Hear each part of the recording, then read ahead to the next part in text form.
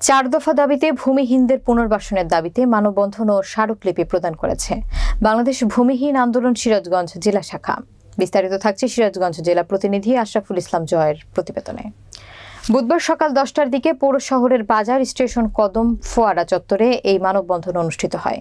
মানববন্ধনটি বাংলাদেশ ভূমিহীন আন্দোলন সিরাজগঞ্জ জেলা শাখার সভাপতি মোহাম্মদ মিরাজ মোল্লার সভাপতিত্বে 160 জন গৃহহীন ও ভূমিহীন পরিবারের প্রায় 3 শতাধিক মানুষ মানববন্ধন এবং বিক্ষোভ মিছিলে অংশগ্রহণ করেন।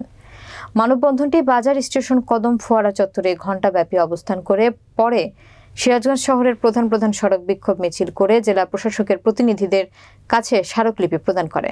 মানববন্ধনে 4 দফা দাবি নিয়ে গুরুত্বপূর্ণ বক্তব্য রাখেন সংগঠনটির সম্পাদক মণ্ডলীয় উপদেষ্টা এস.এম. রফিকুল এহসান বিপ্লব, সাধারণ সম্পাদক মোহাম্মদ আজগর আলী, যুগ্ম সাধারণ সম্পাদক আব্দুল কাদের, সাংগঠনিক সম্পাদক রাশিদুল ইসলাম সহ অন্যান্য নেতৃবৃন্দ।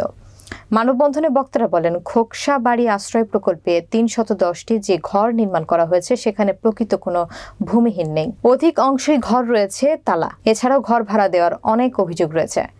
এদিকে আমরা ভূমিহীনরা ঘর না পেয়ে খোলা আকাশের নিচে জীবনযাপন করছি।